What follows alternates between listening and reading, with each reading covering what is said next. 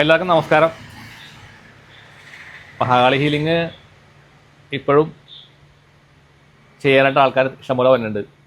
വാസ്തവം പറഞ്ഞാൽ ഇപ്പോൾ എനിക്ക് മഹാകാളി ഹീലിംഗ് ചെയ്തത് മതിയായി എന്ന് വേണമെങ്കിൽ പറയാം. അതായത് ഈ നെഗറ്റിവിറ്റിയിൽ കിടന്ന് ഇങ്ങനെ മുങ്ങിക്കുളിച്ച് ഇപ്പോൾ വാസ്തവം പറഞ്ഞാൽ ഒരു നല്ല എനർജിയുള്ള ഒരാളെ കാണാൻ പോലും ഇല്ലാത്ത അവസ്ഥയായി. ഈ വരുന്ന ആൾക്കാർ മുഴുവനും ഇതുപോലുള്ള ബാധകളും വിഷയങ്ങളൊക്കെ ആയിട്ട് വരുന്ന ആൾക്കാരാണ് വരുന്നത്. പക്ഷേ അത് ചെയ്ത് കഴിയുമ്പോൾ അവർ ഓക്കെ ആവുന്നുണ്ട്. അത് കഴിയുമ്പോൾ അവർക്ക് നമുക്ക് കാണാൻ നല്ല ഒരു എനർജിയിലിരിക്കുന്നത്. പക്ഷേ എൻ്റെ ഒരു അവസ്ഥ എന്ന് പറഞ്ഞാൽ ഞാനിതിൽ മുങ്ങിക്കുളിച്ചിട്ട് പലപ്പോഴും പ്രോപ്പറായ രീതിയിൽ എനിക്ക് ധ്യാനം ചെയ്യാനോ പ്രോപ്പറായ രീതിയിൽ അങ്ങനെയുള്ള കാര്യങ്ങൾ ചെയ്യാനൊന്നും എനിക്ക് പറ്റുന്നില്ല. കാരണം ആ ഒരു മാനസികാവസ്ഥയല്ല നമ്മളിത് ചെയ്ത് കഴിഞ്ഞു. ഈ സമയമാകുമ്പോഴേക്കും വൈകുന്നേരം ആവുന്ന സമയമാകും ഞാൻ ടയേർഡാണ്. ഇപ്പോൾ വർക്കുകളുടെ എണ്ണമാണെങ്കിലും എനിക്ക് പഴയ പോലെ 4 മെയിൻറ്റെയിൻ ചെയ്യാൻ പറ്റുന്നില്ല. 2 ചെയ്യാൻ പറ്റുന്നുള്ളൂ. അപ്പോൾ ഞാൻ ടയേർഡാകും. അപ്പോൾ കുറച്ച് വർക്കുകൾ ഞാനിപ്പോൾ കുറക്കാൻ വേണ്ടി ആലോചിച്ചുകൊണ്ടിരിക്കുകയാണ്. അപ്പോൾ കഴിഞ്ഞ ദിവസങ്ങളിൽ വന്ന 2-3 കേസുകളെ പറ്റി ഒന്ന് പറയാം. ഒരു എക്സ്പീരിയൻസാണ്, ഹീലിംഗ് എക്സ്പീരിയൻസാണ്. ഒരു 2 കേസുകൾ അങ്ങനത്തെ ഒരു സമാനമായ രീതിയിൽ വന്നു. അപ്പോൾ ഒരു കേസ് വിദേശത്തുള്ളൊരു ലേഡിയുടെ ഒരു കേസാണ്. അത് നമ്മൾ 2 ആഴ്ച മുന്നേ ഹീലിംഗ് ചെയ്ത് കൊടുത്താണ്. ഹീലിംഗ് ചെയ്ത് കൊടുത്താൽ അവർ 100% ഓക്കെ ചെയ്യുവാണ്. ഒരു കുഴപ്പമില്ല, അവർക്കൊരു പ്രശ്നമില്ല, എനർജി ശരിയായി. അത് കഴിഞ്ഞ് ഒരാഴ്ച കഴിഞ്ഞപ്പോൾ അവർക്ക് ചില പ്രശ്നങ്ങളെന്ന് പറഞ്ഞിട്ട് എൻ്റെ അടുത്ത് രണ്ടാമത് വന്നു. അങ്ങനെ വീണ്ടും ഒന്നുകൂടി ഞാൻ ചെയ്തു കൊടുക്കും. അപൂർവമാണ്, ഇങ്ങനത്തെ ആളുകൾ വളരെ അപൂർവം മാത്രം രണ്ടാമത്തൊക്കെ ഞാൻ ചെയ്തു കൊടുക്കേണ്ട വരാറുള്ളൂ. അപ്പോൾ ഞാൻ പറഞ്ഞു കുഴപ്പമില്ല, നിങ്ങളത് എന്തെങ്കിലും ഉണ്ടെങ്കിൽ ഞാൻ ഹെൽപ്പ് ചെയ്തോളാം, കുഴപ്പമില്ല, നിങ്ങൾ പേടിക്കേണ്ടതെന്ന് പറഞ്ഞു. അത് കഴിഞ്ഞ് വീണ്ടും 4 ദിവസം കഴിഞ്ഞപ്പോൾ വീണ്ടും എൻ്റെ അടുത്ത് വന്നു, വീണ്ടും പ്രശ്നമായിട്ട് പോകും. അപ്പോൾ ഞാൻ നോക്കുമ്പോൾ എന്താ വെച്ച് കഴിഞ്ഞാൽ ഞാൻ അപ്പോൾ അത് ഫോക്കസ് ചെയ്ത് മെഡിറ്റേറ്റ് ചെയ്ത് കഴിഞ്ഞപ്പോൾ എനിക്ക് തോന്നി അവിടെ എന്തോ ഒരു എനർജി വീട്ടിൽ വന്നു പോകുന്ന എനർജിയുടെ പ്രശ്നമുണ്ട്. അവരോട് ഞാൻ ഇങ്ങനെ സൂചിപ്പിച്ചു, രാത്രിയാകുമ്പോൾ നിങ്ങൾ ശ്രദ്ധിച്ചാൽ അറിയാൻ പറ്റും നിങ്ങൾക്ക് തോന്നി. അങ്ങനെ അവർ ശ്രദ്ധിച്ചു. അപ്പോൾ അവരാണെങ്കിൽ നമ്മൾ പറയണത് പെട്ടെന്ന് മനസ്സിലാക്കാൻ കഴിവുള്ളൊരു സ്ത്രീയും കൂടിയായിരുന്നു. അപ്പോൾ അവർ രാത്രിയായപ്പോൾ ശ്രദ്ധിച്ചപ്പോഴാണ് കാര്യം മനസ്സിലായത്. ഇതിനു മുമ്പ് ഉണ്ടായിരുന്നു, അവർ അറിഞ്ഞിരുന്നില്ലെന്ന് മാത്രം. അവരുടെ വീട്ടിലൊരു ദീപാങ്കോട്ടുണ്ട്.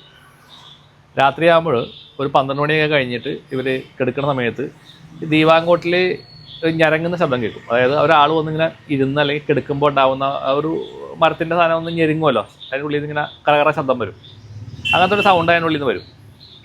അപ്പോൾ ഇവർ വിചാരിച്ചത് എന്തോ സാധാരണ എന്തെങ്കിലും മരം എന്തെങ്കിലും അനങ്ങണ ഇതായിരിക്കും വിചാരിച്ചു. പക്ഷേ കുറേ കഴിഞ്ഞ് ഇവർ പുറത്ത് രാത്രിയൊക്കെ വല്ല ബാത്റൂമിലേക്കൊക്കെ പോകാൻ വേണ്ടി എഴുന്നേൽക്കുമ്പോഴും പെട്ടെന്ന് അവിടെ നിന്ന് ശബ്ദം കേൾക്കും.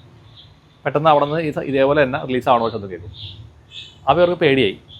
അപ്പോൾ ഞാനിങ്ങനെ പറഞ്ഞിട്ടുണ്ടല്ലോ വീട്ടിൽ എന്തോ എനർജിയുടെ പ്രശ്നമുണ്ട് എന്നുള്ളത്. അപ്പോൾ അവർ ശ്രദ്ധിച്ചു തുടങ്ങി. അതുപോലെ രാത്രിയായി കഴിയുമ്പോൾ ഇതേപോലെ ഒരു 12:30-1 മണി സമയത്ത് അവരുടെ ഫേസിൽ ഇങ്ങനെ മുഖത്തിങ്ങനെ ചൊറിയും, കഴുത്തിലും ഫേസിലൊക്കെ ഇങ്ങനെ കംപ്ലീറ്റ് ചൊറിച്ചിട്ട് തുടങ്ങും.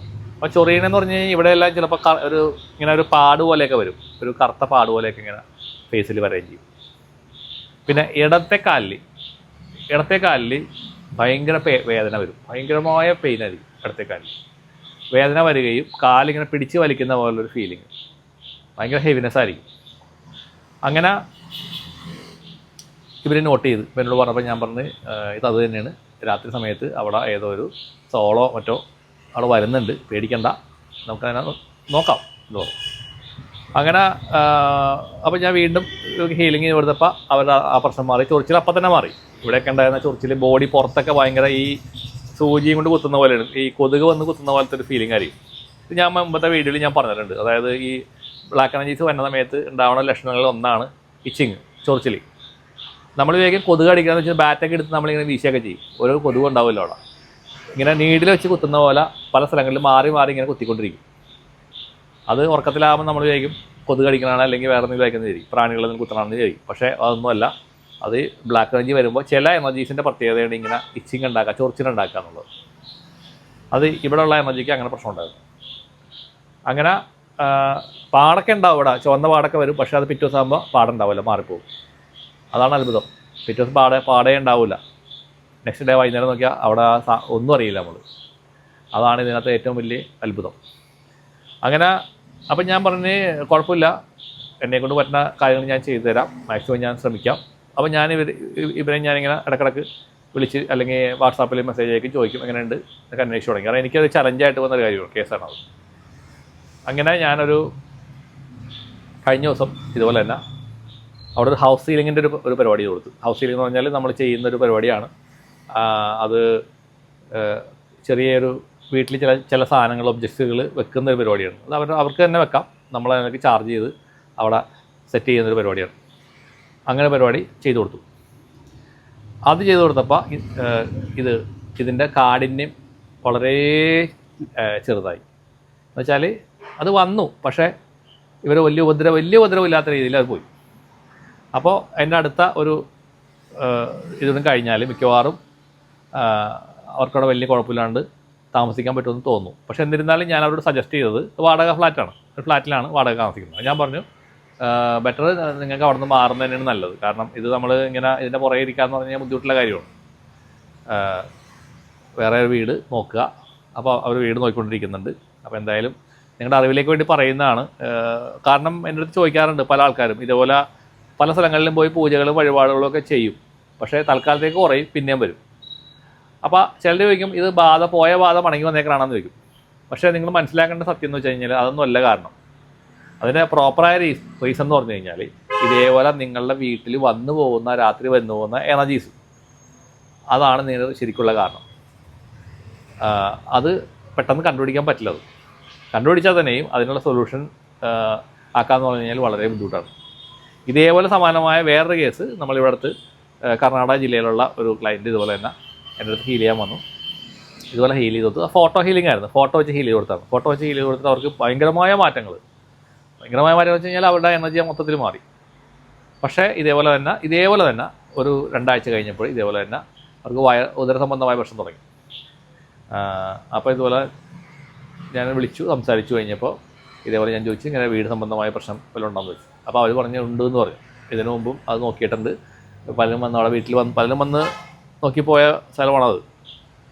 അങ്ങനെ ഇപ്പോൾ അവരുടെ ഹസ്ബൻഡിന് ഞാൻ ഹീൽ ചെയ്ത് കൊടുത്തിട്ടുണ്ട്. പുള്ളിക്കാരനും വയറിന് പ്രോബ്ലം, ഉദര സംബന്ധമായ പ്രോബ്ലം. അപ്പോൾ രണ്ടും കയറി പിടിച്ചേക്കുന്ന വയറുമ്മലാണ്. ബാക്കിയുള്ള അവരുടെ പ്രശ്നങ്ങൾ മൊത്തം മാറി. ഈ ഒരു പ്രശ്നം മാത്രം മാറിയിട്ടില്ല. കാരണം അത് ഇതുപോലെ തന്നെ എന്തോ സാധനം വീട്ടിൽ ഇങ്ങനെ വന്നു പോകുന്ന ഒരു പ്രോബ്ലം അവിടെ ഉണ്ട്. അപ്പോൾ ഇവിടെ ഇരുന്നുകൊണ്ട് നമുക്കത് കണ്ടുപിടിക്കാനോ അല്ലെങ്കിൽ അത് ചെയ്യാനോ ചിലപ്പോൾ പറ്റിയെന്ന് വരില്ല. കാരണം അത് അവിടെ എന്താണ് വരുന്നതെന്നുള്ള ഈ സമയത്താണ് വരുന്നതെന്നുള്ളത് കൃത്യമായി അത് നോക്കി കണ്ടെത്തി, അല്ലെങ്കിൽ ഏതെങ്കിലും റീഡേഴ്സിൻ്റെ അടുത്ത് പോയിട്ട് നമ്മൾ നോക്കി അത് കൃത്യമായിട്ട് എന്താണെന്ന് കണ്ടുപിടിച്ച് അതിനെ ആവാഹിച്ച് കളയാനുള്ള വിദ്യകൾ കാര്യങ്ങൾ നാട്ടിൽ നമ്മൾ ചെയ്യേണ്ടി വരും. എല്ലാത്തിലും നമുക്ക് 100% റിസൾട്ട് ചിലപ്പോൾ ഉണ്ടാക്കിയാൽ പറ്റുമെന്നില്ല. പിന്നെ അതേപോലെ അത്തരം കാര്യങ്ങളിൽ മാന്ത്രികന്മാരായ ചില ആൾക്കാരൊക്കെ ഉണ്ട്, ആവാഹിച്ചൊക്കെ അവിടെ ചെന്നിരുന്ന് ചെയ്യുന്ന ആൾക്കാരൊക്കെ ഉണ്ട്. അത്തരം ആൾക്കാരുടെ സഹായം ചിലപ്പോൾ തേടേണ്ടി വന്നേക്കാം, എനിക്ക് അറിഞ്ഞൂടാ. കാരണം ഞാൻ ആരെയും വീടുകളിൽ പോയിരുന്ന് ചെയ്യാറില്ല. ഞാൻ എൻ്റെ വീട്ടിലിരുന്ന് മാത്രമേ ഈ പരിപാടി ചെയ്യുള്ളൂ. വേറെ വീടുകളിൽ പോയിട്ടോ അല്ലെങ്കിൽ ആൾക്കാരെ ഇങ്ങോട്ടേക്ക് ഇരുത്തി ചെയ്യണ പരിപാടിയൊന്നും ഞാൻ ചെയ്യാറില്ല. കാരണം ഇത് അങ്ങനത്തെ മാന്ത്രവിദ്യ ഒന്നുമല്ല ഞാൻ ചെയ്യണത്. ഞാൻ ചെയ്യുന്ന വിദ്യ വേറെ എൻ്റയർലി ഡിഫറെൻ്റ് ആയിട്ടുള്ളൊരു വിദ്യയാണ്. അപ്പോൾ ഇത് ഞാൻ നിങ്ങൾ പറയണമെന്ന് വെച്ച് കഴിഞ്ഞാൽ നമ്മൾ ഹീലിംഗ് എക്സ്പീരിയൻസ് പറയുമ്പോൾ ഞാൻ ചെയ്ത നല്ല നല്ല കാര്യങ്ങൾ അല്ലെങ്കിൽ നമ്മൾ ചെയ്തിട്ട് ദേവിയുടെ അനുഗ്രഹം കൊണ്ട് നമുക്ക് ചെയ്യാൻ കഴിഞ്ഞേക്കണം നല്ല നല്ല കാര്യങ്ങൾ പറയുന്നതോടൊപ്പം തന്നെ ഇതേപോലുള്ള കാര്യങ്ങൾ ഞാനിവിടെ പറയാൻ ആഗ്രഹിക്കുന്നു. കാരണം ഇത് നിങ്ങൾക്ക് അപ്പോൾ ഈ എക്സ്പീരിയൻസ് കേൾക്കുമ്പോൾ നിങ്ങൾക്ക് മനസ്സിലാക്കാൻ സാധിക്കും. അതുകൊണ്ടാണ്. അപ്പോൾ അവിടെ എൻ്റെ ഒരു പരാജയമായിട്ടല്ല ഞാനിത് പറയണത്, ഒരു റിയാലിറ്റി എന്താണെന്നുള്ളത് നിങ്ങൾക്ക് പറഞ്ഞു തരുന്നു. അപ്പോൾ ഒരാളുടെ എനർജി എന്ന് പറഞ്ഞു കഴിഞ്ഞാൽ ഇതുപോലെ ശത്രുബാധകൾ അല്ലെങ്കിൽ സോളുകൾ നമ്മുടെ മേത്തിരിക്കണത് മാത്രമല്ല, നമ്മൾ ഇരിക്കുന്ന സ്ഥലം. അപ്പോൾ ഞാൻ എൻ്റെ വീട്ടിലാണ് ഇരിക്കുന്നത്. എൻ്റെ വീട്ടിലത്തെ എനർജി എത്രത്തോളം ഹൈ ആണ്, ഇവിടെ വല്ല നെഗറ്റീവായ എനർജീസിൻ്റെ സ്വാധീനമുണ്ടോ, ഇതിനെല്ലാത്തിനെയും ബേസ് ചെയ്തിട്ടാണ് നിങ്ങളുടെ എനർജി നിൽക്കുക. നിങ്ങൾ ഹൈ എനർജി ഉള്ള സ്ഥലത്താണ് നിങ്ങൾ ഇരിക്കണമെന്നുണ്ടെങ്കിൽ നിങ്ങൾക്ക് പ്രശ്നങ്ങളുണ്ടാവില്ല. ശത്രുബാധ വന്നാൽ നിങ്ങളുടെ ബോഡിയിലുണ്ടാവും. അത് നമുക്ക് റിലീസ് ചെയ്ത് കളയാൻ വലിയ ബുദ്ധിമുട്ടൊന്നുമില്ല.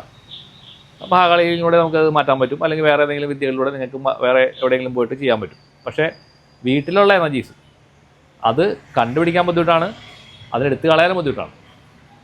ഇപ്പോൾ ഉദാഹരണം പറയുകയാണെങ്കിൽ സർപ്പത്തിൻ്റെ പ്രശ്നം ഞാനധികം പറയാത്തൊരു ടോപ്പിക്കുമാണ്. എനിക്ക് ഇടപെടാത്തൊരു വിഷയമാണ് സർപ്പത്തിൻ്റെ കേസ് ഞാൻ ഇടപെടാറില്ല.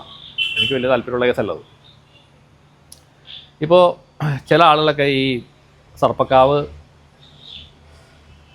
വെട്ടിത്തെറിച്ച സ്ഥലത്തൊക്കെ വീട് വെക്കും. അവിടെ നമുക്കെല്ലാം ചെയ്യാൻ പറ്റും. കാര്യമായിട്ടൊന്നും ചെയ്യാൻ പറ്റുമെന്ന് എനിക്ക് തോന്നുന്നില്ല കേട്ടോ. പിന്നെ അതിനെപ്പറ്റി വിവരമുള്ള ആൾക്കാരുണ്ടെങ്കിൽ പറയുക. കുറേ കാശ് അവിടെ കൊണ്ടുവന്ന് കൊടുക്കുക, അത് ചെയ്തു ഇത് ചെയ്തു എന്നൊക്കെ പറഞ്ഞ് ഇങ്ങനെ നടക്കാം.